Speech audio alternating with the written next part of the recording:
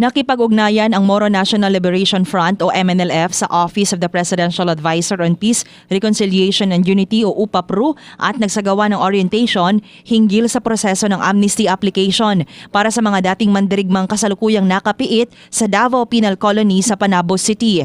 Isinagawa ang aktibidad sa tulong ni na UPAPRU Co-Chair, Confidence Building Measure Subcommittee Attorney Agripino Javier at ng Chief ng Bureau of Corrections o Bucor Davao Penal Colony. Layunin nito na maiparating ng wasto at malinaw ang impormasyon hinggil sa programa ng amnestiya ng pamahalaan at mga kaugnay na legal na proseso. Ang GPH-MNLF Peace Process ang nagbigay ng gabay sa mga aplikante tungkol sa mga kinakailangang hakbang, pagsunod sa mga alituntunin at mga responsibilidad na kaakibat ng proseso ng amnestiya.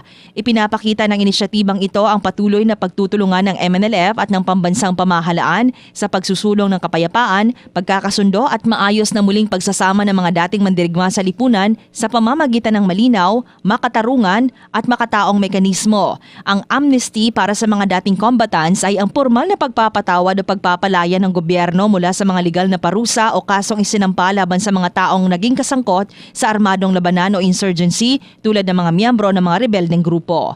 Drema Kitayan Bravo, NDBC, Bida Balita.